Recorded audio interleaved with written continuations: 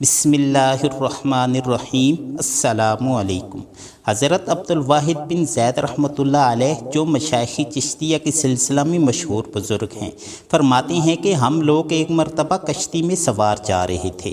ہوا کی گردش نے ہماری کشتی کو ایک جزیرہ میں پہنچا دیا۔ ہم نے وہاں ایک آدمی کو دیکھا کہ ایک بت کی پوجا کر رہا ہے۔ ہم نے اس سے پوچھا کہ تو کس کی پرستش کرتا ہے؟ اس نے اس بت کی طرف اشارہ کیا۔ ہم نے کہا تیرا معبود خود تیرا بنایا ہوا ہے، اور ہمارا معبود ایسی چیزیں بنا دیتا ہے جو اپنے ہاتھ سے بنایا ہوا ہو وہ پوجنے کے لائق نہیں ہے۔ اس نے کہا کہ تم کس کی پرستش کرتے ہو؟ ہم نے کہا اس پاک ذات کی جس کا عرش آسماں کے اوپر ہے، اس کی گرفت زمین پر ہے، اس کی عظمت و بڑائی سب سے بالاتر ہے۔ کہنے لگا تمہیں اس پاک ذات کا علم کس طرح ہوا؟ ہم نے کہا کہ اس نے ایک رسول ہمارے پاس بھیجا جو بہت کریم اور شریف تھا۔ اس رسول صلی اللہ علیہ وآلہ وسلم نے ہمیں یہ سب باتیں بتائیں۔ اس نے کہا کہ وہ رسول کہاں ہے؟ ہم نے کہا کہ اس نے جب پیغام پہنچا دیا اور اپنا حق پورا کر دیا تو اس مالک نے اس کو اپنے پاس بلا لیا تاکہ اس کے پیغام پہنچانے اور اچھی طرح پورا کر دینے کا صلہ اور انعام عطا فرمائے۔ اس نے کہا کہ اس رسول نے تمہارے پاس کوئی علامت چھوڑی ہے؟ اس نے کہا اس مالک کی پاک کلام ہمارے پاس چھوڑی ہے۔ اس نے کہا وہ کتاب مجھے دکھاؤ۔ ہم نے قرآن پاک لا کر اس کے سامنے رکھا۔ اس نے کہا میں تو پڑھا ہوا نہیں ہوں، تم اس میں سے مجھے کچھ سناؤ۔ ہم نے ایک سورت سنائی، وہ سنتے ہوئے روتا رہا یہاں تک کہ وہ سورت پوری ہوگی۔ اس نے کہا اس پاک کلام والے کا حق یہی ہے کہ اس کی نافرمانی نہ کی جائے۔ اس کے بعد وہ مسلمان ہو گیا۔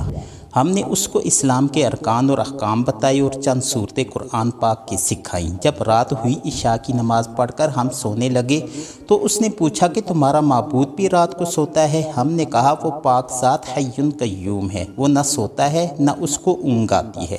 وہ کہنے لگا تم کس قدر نالائق بندے ہو، آقا تو جاگتا رہے اور تم سو جاؤ۔ ہمیں اس کی بات سے بڑی حیرت ہوئی۔ جب ہم اس جزیرہ سے واپس ہونے لگے تو وہ کہنے لگا کہ مجھے اپنے ساتھ ہی لے چلو تاکہ میں دین کی باتیں سیکھوں۔ ہم نے اس کو اپنے ساتھ لے لیا۔ جب ہم شہر عبادان میں پہنچے تو میں نے اپنے ساتھیوں سے کہا کہ یہ شخص نو مسلم ہے، اس کے لیے کچھ معاش کا فکر بھی چاہیے۔ ہم نے کچھ درم چندہ کیا اور اس کو دینے لگے۔ اس نے پوچھا کہ یہ کیا ہے؟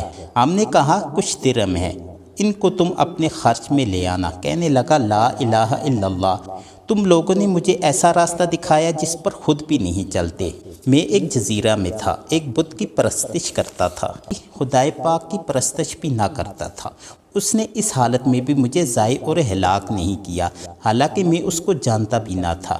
بس وہ اس وقت مجھے کیوں ضائع کر دے گا جبکہ میں اس کو پہچانتا بھی ہوں، اس کی عبادت بھی کرتا ہوں۔ 3 دن کے بعد ہمیں معلوم ہوا کہ اس کا آخری وقت ہے، موت کے قریب ہے۔ ہم اس کے پاس گئے، اس سے پوچھا کہ تیری کوئی حاجت ہو تو بتا۔ کہنے لگا میری تمام حاجتیں اس پاک ذات نے پوری کر دیں جس نے تم لوگوں کو جزیرہ میں میری ہدایت کے لیے بھیجا تھا۔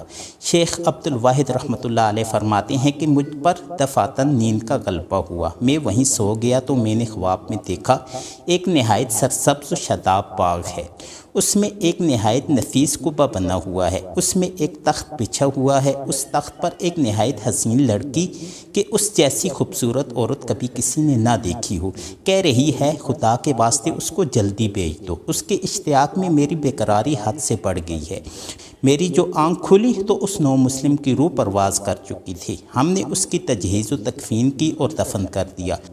جب رات ہوئی تو میں نے وہی باغ، وہی قبہ اور تخت پر وہی لڑکی اس کے پاس دیکھی، اور وہ یہ آیت شریفہ پڑھ رہا تھا والملائکۃ یدخلون علیہم من کل باب، جس کا ترجمہ یہ ہے کہ فرشتے ان کے پاس ہر دروازے سے آتے ہوں گے اور ان کو سلام کرتے ہوں گے، جو ہر قسم کی آفت سے سلامتی کا مجدہ ہے، اور یہ اس وجہ سے کہ تم نے صبر کیا تھا اور دین پر مضبوط جمے رہے، بس اس جہاں میں تمہارا انجام بہت بہتر ہے۔ حق تعالی شانہ کی عطا اور بخشش کے کرشمے ہیں کہ ساری عمر بت پرستی کی، اور اس نے اپنے لطف و کرم سے موت کے قریب ان لوگوں کو زبردستی کشتی کے بے قابو ہو جانے سے وہاں بھیجا اور اس کو آخرت کی دولت سے مالا مال کر دیا۔ اللہم لا مانع لما اعطیت ولا موطع لما منعت، مالک الملک جس کو تو دینا چاہے اس کو کوئی روکنے والا نہیں، اور جس کو تو نہ چاہے اس کو کوئی دینے والا نہیں۔ بے شک سامعین مکرم، مجھے امید ہے کہ آپ کو یہ ویڈیو پسند آئی ہوگی۔ اگر آپ کو یہ ویڈیو پسند آئی ہو تو ویڈیو کو لائک کر کے جتنا ہو سکے اپنے دوستوں احباب وغیرہ سے شیئر کریں، اور اس طرح کی مزید ویڈیوز کے لیے چینل کو سبسکرائب کر دیں۔ شکریہ۔ اب پھر کسی ویڈیو کے ساتھ آپ کی خدمت میں پھر حاضر ہوں گا، تب تک کے لیے اللہ حافظ۔